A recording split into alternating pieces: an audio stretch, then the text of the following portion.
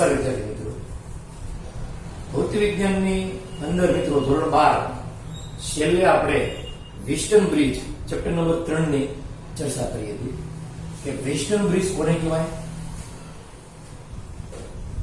તેમજ વિસ્ટન બ્રિજ કયા પ્રકારનું હોય છે. આપણે વાત કરી હતી કે 4 અવરોધો હોય છે.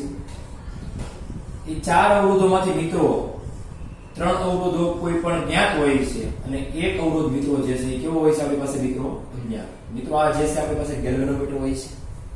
મેં તમને લેક્ચરની અંદર ગેલ્વેનોમીટર બતાવ્યું હતું. ગેલ્વેનોમીટર કયા પ્રકારનું હોય છે, બરાબર છે મિત્રો. આપણે પોઈન્ટ આને એ કહીએ, આને જે છે સી પોઈન્ટ કહીએ. એ અને સી પોઈન્ટ વચ્ચે મિત્રો કંઈક વિદ્યુત સ્થિતિમાન લગાવેલું હોય છે અથવા તો ઈએમએફ એપ્સિલોન વાળી એક બેટરી લગાવેલી હોય છે. આમાંથી મિત્રો પ્રવાહ I વહે છે. અહીંયા ધારો કે અવરોધ R1, આ જે છે R2, આ જે છે R3 અને આને R4 કહીએ. તમે આને R1, R2, R3, R4 પણ કહી શકો છો મિત્રો. આપણે અહીંયા સૂત્ર કેવું આવતું હતું તો આના છેદમાં એટલે કે R1 / R3. ત્યારે મીટર બ્રિજ આમાંથી જ બનાવવામાં આવે છે મિત્રો. અને પછીનો પોઈન્ટ જે છે વિસ્ટન બ્રિજ જ્યારે સંતુલન સ્થિતિમાં હોય આપણે મીટર બ્રિજ આવશે મિત્રો. કેમ કે વિસ્ટન બ્રિજ જે છે પ્રેક્ટિકલી ઉપયોગમાં નથી લઈ શકાતું એટલે એના આપણે સાદુરૂપ એનો આપી દઈએ છીએ અને એને સાદુરૂપ એવું આપીએ છીએ કે જેને મીટર બ્રિજ તરીકે કહેવામાં આવે છે. તેનો ઉપયોગ આપણે કરીએ છીએ પ્રેક્ટિકલમાં. આપણે મીટર બ્રિજના પ્રયોગો પણ છે. અવરોધોના શ્રેણી અને સમાંતર જોડાણ જે છે એ સમતુલ્ય અવરોધ મેળવવાના, બરાબર છે. આપણે આવશે કે એમાં કઈ બહુ ટેન્શન લેવા નથી. પ્રયોગ જ્યારે શરૂ કરીએ ત્યારે અહીંયા આવશે આપણે. તો R1 છેદમાં R3 અને R2 / R4. રેડી મિત્રો?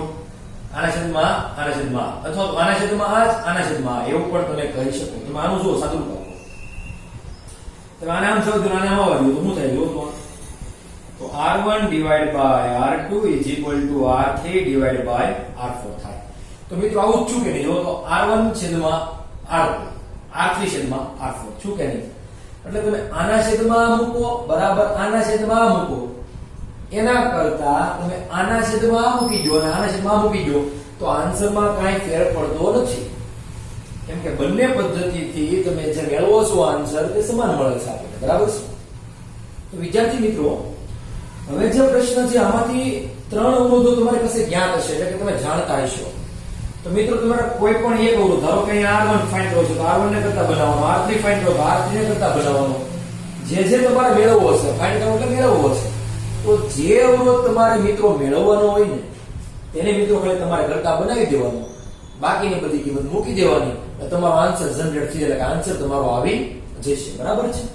તો મિત્રો આ રીતે આપણે વિસ્ટન બ્રિજને સોલ્વ કરી શકતા હતા. હવે એક વિસ્ટન બ્રિજને લગતું એક ઉદાહરણ આપણે આવે છે મિત્રો. તો તે ઉદાહરણ આપણે જોવાનું છે. તો મિત્રો એ ઉદાહરણ જોવા માટે આપણે ટેક્સ્ટ બુકની જરૂર પડશે ને, કેમ કે આપણે રકમની જરૂર પડશે એટલે ટેક્સ્ટ બુક બધા ખોલો, બરાબર છે. વિસ્ટન બ્રિજ પછીનું કયું ઉદાહરણ છે તે જુઓ. વિસ્ટન બ્રિજ પછીનું મિત્રો ઉદાહરણ જે છે 3.8 છે, બરાબર છે.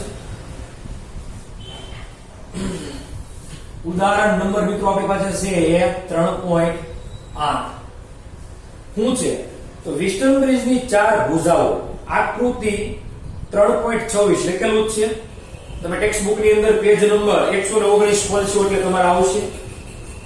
એ નીચે મુજબના અવરોધો છે એટલે કે અવરોધો પણ આપેલા છે. તમે રકમ વાંચવાની મિત્રો વ્યવસ્થિત રીતે સમજવાની, પછી આગળ કેલ્ક્યુલેશન થશે, બરાબર છે. એટલે આપણે વિસ્ટન બ્રિજ દોરી નાખીએ પહેલા.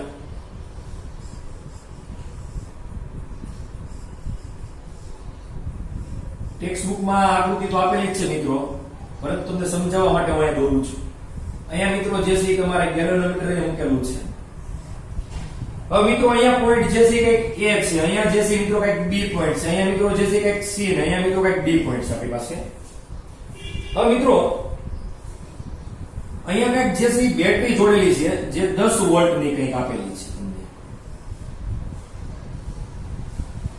બરાબર છે. જેનું EMF જે છે એપ્સિલોન કેટલું છે 10 વોલ્ટ નું છે. રકમમાં આપ્યું છે કે AP = 100 ઓહમ એટલે કે A અને B વચ્ચેનો અવરોધ જે છે આ 100 ઓહમ છે. BC વચ્ચેનો અવરોધ મિત્રો આપેલો છે 10 ઓહમ નો છે. CD વચ્ચેનો અવરોધ જે છે મિત્રો 5 ઓહમ નો છે. અને મિત્રો AD વચ્ચેનો અવરોધ જે છે 60 ઓહમ નો આપેલો છે. આવું કંઈક તમને આપ્યું છે. હવે મિત્રો પ્રવાહની તમારે કેલ્ક્યુલેશન કરવી હોય તો કરી શકો, બાકી તમને શીખવાનું જો અહીંયા સપોઝ બેટરીમાંથી મિત્રો હંમેશા નીકળતો પ્રવાહ જે છે આપણી પાસે I જ હોય કે નહીં. હવે આપણે મિત્રો અહીંયા આગળ વધીએ એટલે I ના બે ભાગલા પડ્યા. એક ધારો કે I1 કહીએ અને બીજાને કહી દઈએ મિત્રો I2. રેડી? અહીંયા માટે મિત્રો પાછા બે ભાગલા પડ્યા. ધારો કે હું અહીંયા IG જવા દો પ્રવાહ, ગેલ્વેનોમીટર મને વેચતો પ્રવાહ મિત્રો હું IG કરી દઉં, તો મારે અહીં કેટલો જવા દેવો પડે? લાઈક તમારે કિર્ચોફનો નિયમ વાપરવો પડે. તમારે ખરેખર જોઈએ તો I1 માંથી IG જો એમ કહેવાય, એટલે આમ કહી શકાય કે I1 માઈનસ IG. પણ આ કેટલો છે તમારે મેળવવો છે. ધારો કે હું એને કહી દઉં કે IB છે અત્યારે, સપોઝ હું એને કહી દઉં IB અત્યારે. તમારે કિર્ચોફનો નિયમ સમજવા માટેની વાત કરું છું. એટલે તો આ જંક્શન થઈ ગયું કે નહીં? તો આવતો પ્રવાહ જે છે મિત્રો I1 છે, આવતો પ્રવાહ મિત્રો IG છે, અને જાતો હજી I જાય છે કે નહીં જંક્શન થી B થી દૂર જુઓ તો એ કેટલો જવા દઉં છું હું IB બરાબર 0 જાય છે એટલે રૂટ કરશું તો IB કેટલો આવશે જુઓ તમે. IB જે છે આમ જવા દો તો IB કેટલો આવે? I1 માઈનસ IG, કેમ કે IB આમ જાય એટલે પ્લસ થઈ જાય કે નહીં? તો I1 માઈનસ IG એટલે કે આ પ્રવાહ જે છે તમારે કેટલો આવશે? I1 minus IG. એવું નો યાદ રહી તો ધારો કે અહીંયા I1 આવે છે, IG જાય છે એમાંથી, તો અહીંયા કેટલો જશે? I1 માઈનસ IG બરાબર. કેમ કે IG એમાંથી ગયો, કેમાંથી? I1 માંથી બે ભાગલા. આ બેનો સરવાળો કરો ને તો જવાબ શું પાછો I1 મળી જાય કે નહીં? તો પાછો I1 થઈ ગયો કે નહીં? સમજણ પડી ગઈ? આ રીતે તમારે જંક્શન આગળ સોલ્વ કરવું પડે. તમે થોડીક આવી પ્રેક્ટિસ કરશો ને તમને ઓટોમેટિકલી બધા સમ આવડવા જ મળશે. બરાબર છે? હવે મિત્રો આપણે જોઈએ આગળ. તો અહીંયા પ્રવાહ જે છે I1 માઈનસ IG આવ્યો, અહીંયા જે છે પ્રવાહ મિત્રો IG આવશે અહીંયા. રેડી? ને અહીંથી I2 આવશે, તો અહીંયા કેટલો મિત્રો જાય? તો જુઓ I જંક્શન છે D કે નહીં? ધારો કે હું ID પ્રવાહ જાય છે એમ કહું ત્યાં, ખાલી ધારી લો ID. તો ID મારે મેળવવો છે કે ID કેટલા, તો કઈ રીતે મેળવે છે? આ જંક્શન D છે. હવે આમ જોઈએ તો બે પ્રવાહ આવે છે, તો અહીંયા પાસે બે નો ઉઠી જાય મિત્રો સરવાળો. તમને એમ કહું કે આ પાઇપલાઇન આ પાઇપલાઇન થી આ રીતે આમ જોડેલી છે, અને આનું જે ભૂંગળું છે નાળું એક બીજી પાઇપલાઇન એ આ બે આ જોડેલું છે. આ બે માંથી પાણી આવે તો એ ક્યાં જાય? તો આની આગળ જે પાઇપલાઇન હોય નાળસામાંથી જાય કે નહીં? જો આ સપોઝ આમ છે, આવું આ વાય આકારનું મેં જોડાણ કર્યું છે પાઇપલાઇન નું. આ બે માંથી પાણી આવે છે એક સાથે, તો એ આની આગળ જોડાણ છે, આ રેડ માર્કર છે ની આરે. તો આ બંનેનું પાણી ક્યાં જશે મિત્રો? તો રેડમાં જાય કે નહીં? સમજણ પડે છે? તો અહીંયા તમારે ખાલી એટલું જ કરવાનું છે મિત્રો કે આ બે કરંટ આવે એનો સરવાળો અહીં થઈ જાય. શું થઈ જશે? I2 વત્તા IG. તો આપણે મેળવીએ તો પણ જંક્શન આગળ નિયમ વાપરીએ. આવતા પ્રવાહ ક્યાં છે? તો I2 વત્તા IG આવે છે, જાય છે કોણ મિત્રો? માઈનસ ID બરાબર 0. રેડી? આ જંક્શન આગળ નિયમ થઈ ગયો D આગળ. તો આપણે ID મેળવવો છે, તો તેથી ID ને કરતા બનાવી દઈએ. તો ID આમ જાય તો હવે શું કરે? I2 વત્તા IG. તો આપણે ID કેટલો મળે પ્રવાહની અંદરનો? એ કેટલો મળે? I2 વત્તા IG જેટલો મળે. આ તમને હું ડિટેલમાં સમજાવું છું, એટલું બધું કોઈ સમજાવશે નહીં મિત્રો. બરાબર છે? આ તો ફટાફટ પૂરું કરવાનું હોય છે. હવે અહીંયા આવે એટલે અહીંયા જે પ્રવાહ આવશે બે નો પાછો શું થાય? સરવાળો. તમે કરો કદાચ સરવાળો તો I1 I2 માઈનસ IG વત્તા IG. જો બહુ છે પાછો I1 વત્તા I2. જો અહીંયા ઈ ચૂકે નહીં, જેવું જંક્શન આગળ બે ભાગ પડ્યા એ પાછો અહીંયા આવ્યો એટલે પાછો પ્રવાહ કેટલો મિત્રો આવે? I1 વત્તા I2 કેટલો છે? જો તો આ નિયમ વાપરો એટલે I બરાબર I1 વત્તા I2 થાય કે નહીં? તો અહીંયા કેટલો નીકળે ભાગ મિત્રો? આ એટલે કે નહીં? હા, તો આપણો નિયમ જે છે સાચો છે. ખબર પડી ગઈ કે કિર્ચોફની અંદર જે પ્રવાહનું આપણે વિતરણ કર્યું છે ત્યારે એ પરિપથમાં સાચું કર્યું છે આપણે. હવે મિત્રો તમને પ્રશ્ન એવો પૂછ્યો છે કે આ જે બેટરી છે EMF વાળી એનો અવરોધ અવગણ્ય છે, એ ગણવાનો નથી. તો મિત્રો ગેલ્વેનોમીટર માંથી વહેતો પ્રવાહ કેટલો? એવો કંઈક અહીંયા પ્રશ્ન છે આપણી પાસે. તો IG કેટલો એમ તમારે અહીંયા આકૃતિ જે છે એમાં IG ફાઇન્ડ કરવાનો છે. ઉદાહરણ નંબર 3.8 ની અંદર. તો IG ફાઇન્ડ કરવા માટે મિત્રો આપણે શું કરવું પડે? તો IG વાળા લૂપ લેવા પડે. એટલે ધારો કે હું અહીંયા બંધ પરિપથ લઉં, બંધ પરિપથ કિર્ચોફના નિયમ મુજબ લઈશું આપણે A B D A એવું લઉં છું. તમે ગમે એ લઈએ મિત્રો, પણ તમને ઇક્વેશન એવા મળવા જોઈએ કે જેમાંથી IG પાછું મળી જાય. તમારે લોકની રીત વાપરવી પડશે, ગમે એ રીત તમે વાપરો. સમીકરણ ઉકેલવાની ગમે એ રીત તમે વાપરી શકો છો ધોરણ 10 અનુસાર. તો પરિપથ ABDA માટે બંધ પરિપથ બરાબર છે મિત્રો. કિર્ચોફનો બીજો નિયમ એટલે KVL હું કહી દઉં છું, કિર્ચોફ વોલ્ટેજ લો કહેવાય એને. કેવીએલ. બીજો નિયમ જે છે એ વોલ્ટેજનો નિયમ છે અને પેલો નિયમ મિત્રો છે એ કેસીએલ છે, કિર્ચોફ કરંટ લો. કેવીએલ વાપરતા તમારે આખું લખવાનું હો મિત્રો, કેવીએલ નો લખતા તમે લખજો કિર્ચોફનો બીજો નિયમ વાપરતા. શું મળશે તો આપણે અહીંયા જોઈએ તો અહીંયા પ્રવાહ દિશામાં જાવ છો તમે મિત્રો, કેબી ડીએલ આપ્યું છે એટલે પ્રવાહ દિશામાં મિત્રો માઈનસ શું થશે, વિદ્યુત સ્થિતિમાન અંદર આયર્ન આ કેટલો તો I1 અને R કેટલો તો 100 એટલે -100 I1. અહીંયા આવ્યા એટલે અહીંયા પાછું મિત્રો તમને કઈક ગેલોનોમીટર નો અવરોધ આપ્યો છે, જો રકમ 15 ઓહમ નો અવરોધ છે. કોનો છે અહીંયા 15 ઓહમ લખ્યો છે એટલે એ ગેલોનોમીટર નો અવરોધ છે. તો પાછા પ્રવાહ દિશામાં એટલે મિત્રો -15 Ig.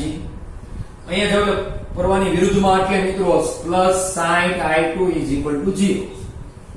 I1 ને I2 સાથે લખીએ તો મિત્રો આને પેલા માઈનસ એ બધી બાજુ માઈનસ વડે પેલા ગુણી નાખો એટલે અહીંયા આવી જશે 100 I1 15 Ig -60 I2 0. બે બાજુ માઈનસ વડે ગુણી નાખું છું પેલા. હવે મિત્રો I2 પેલા લખીએ અને Ig પાછળ લખીએ એટલે આપણે અહીંયા કઈક 100 I1 -60 I2 15 Ig શું આવશે 0. આમાંથી કઈ જો કોમન નીકળતું હોય તમે કાઢી શકો છો, બરાબર છે. 5 નીકળે જો 5 તેરી 15.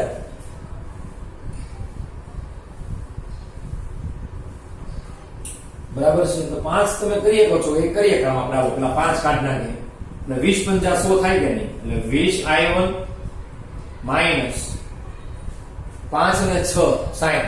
એમાં શું તમે કરશો 12 50 60 કે નહીં, 12 વચ્ચે મિત્રો કે નહીં, અને અહીંયા મિત્રો 5 કરો એટલે 3 Ig વધે કે નહીં, ખાલી 0 થઈ જાય કે નહીં.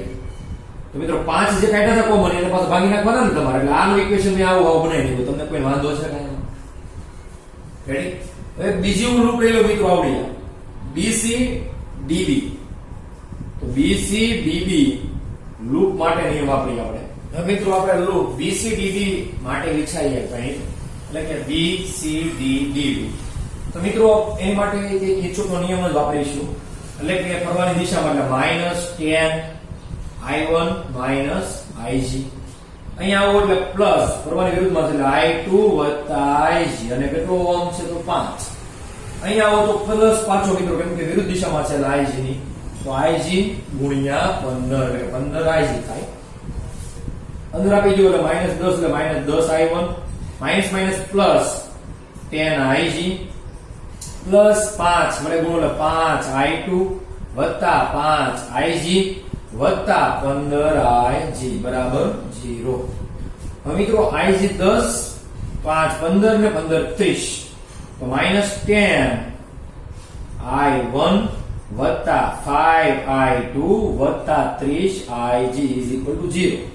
આમાંથી પણ મિત્રો 5 કોમન નીકળે અને માઈનસ નિશાની અંદર આપી દો, બધી બાજુ માઈનસ વડે ગુણીએ આપણે બંને બાજુ. તો તેથી અહીંયા રહેશે મિત્રો 2 I1 5 × 10 માઈનસ વડે ગુણતા જઈશે આપણે એટલે -I2 માઈનસ વડે હજી ગુણીએ એટલે -6 × 5 એટલે 6 Ig બરાબર 0. તો મિત્રો આ ઇક્વેશન તમારું મિત્રો આવશે બીજું. હજી મિત્રો આપણી પાસે ત્રણ અજ્ઞાત છે, જો I1 I2 અને Ig. I1 I2 I3 બે જ ઇક્વેશન આપણને મળ્યા મિત્રો. તો ત્રણ અજ્ઞાત માટે મિત્રો કેટલા સમીકરણ જોઈએ આપણે? ત્રણ કુલ સમીકરણ જોઈએ. ત્રણ અજ્ઞાત હોય તો ત્રણ સમીકરણ, બે અજ્ઞાત હોય તો બે સમીકરણ ઓછામાં ઓછા જોઈએ ઉકેલવા માટે, બરાબર છે. તો હવે મિત્રો હજી એક આપણે સમીકરણ લઈએ, નાનું લઈએ, હવે ગમે Ig આવતો હોય અથવા તો I1 ને I2 આવતો હોય ને બધું ઉડી જતું એવું કાંઈ. તો કામ કરીએ આપણે, તમે એક આ લઈએ કોઈ A B C epsilon A અથવા A B C epsilon A, ટૂંકમાં બંધ પરિપથ થવો જોઈએ. તો હજી હું હવે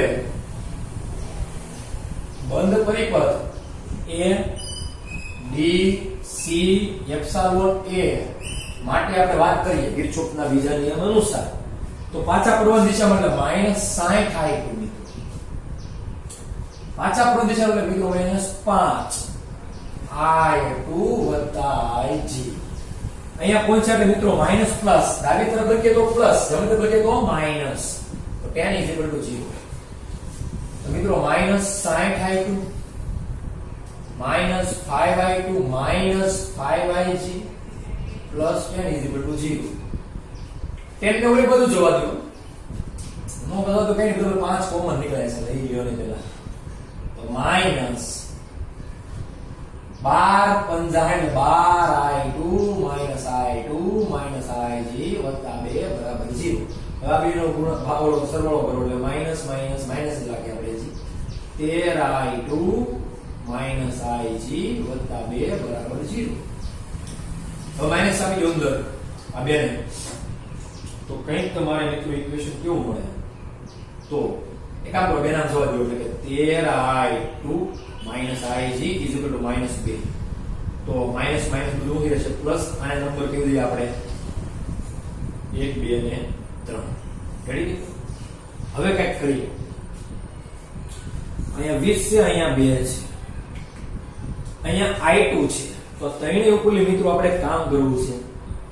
એક તો એ કામ કરાય કે i2 ની કિંમત આમાં મૂકી દેવાય એટલે તમારે i2 બે બાજુ ઉડી જાય, i1 બધે ખાલી. અથવા તો આમાંથી i1 કાઢ નાખો, i2 રાખો અને i2 ને અહીંયા મૂકી દો તો તમને ig મળી જાય. બરાબર છે? તો આપણે કામ કરીએ કે સમીકરણ 2 ને 20 વડે 10 વડે ગુણીએ. 10 દુ 20 એટલે 20 છે એટલે 20. પછી શું કરવું પડે? આ બાદ કરવું પડે એટલે i1 ઉડે. તો કામ કરીએ. સમીકરણ હવે સમીકરણ 2 ને 10 વડે ગુણી સમીકરણ 1 માંથી બાદ કરતા તો એક સમીકરણ કંઈક આવું છે આપણે 20i1 માઈનસ 12i2 વત્તા 3ig ઇઝ ઇક્વલ ટુ 0. બીજું કંઈક આવું છે 20i1 minus 10i2 minus 10 60 ig is equal to 0. આવું છે કે નહીં? જો તો 10 વડે ગુણવું છે બીજા આપણે. તો અહીંયા પ્લસ છે તો માઈનસ ને રીતે બાદ કરવાના છે. તો માઈનસ ના થાય પ્લસ અને માઈનસ ના થાય પાછા પ્લસ. તો મિત્રો જોઈએ તો આ તો ઉડશે. આ પ્લસ 10 માઈનસ 12 એટલે માઈનસ 2i2. રેડી કે નહીં? જો આ દિશામાં ગણવાનું પ્લસ 60 વત્તા 3 એટલે કે 63 ig is equal to 0. તો ઇક્વેશન કે આવું આવે માઈનસ 2i2 વત્તા 63ig બરાબર 0. આમાંથી i2 ને કરતા બનાવો તો તેથી 2i2 બરાબર 63ig થી રહી કે નહીં? માઈનસ માઈનસ 2 બધું જાય એટલે પ્લસ 2 પછી માઈનસ થાય અથવા નામ જવા દો ખાલી. તેથી i2 બરાબર 63ig ડિવાઇડ બાય 2 ઉડશે નહીં ત્યારે આવા દો. હવે મિત્રો i2 તમને જે મળ્યો છે એની કિંમત મિત્રો આપણે અહીંયા મૂકી દઈએ સમીકરણ 3 માં. તો અહીંયા હું લખું છું મિત્રો સમીકરણ 3 માં i2 ની કિંમત મૂકો તો મિત્રો જવાબ શું આવે? જો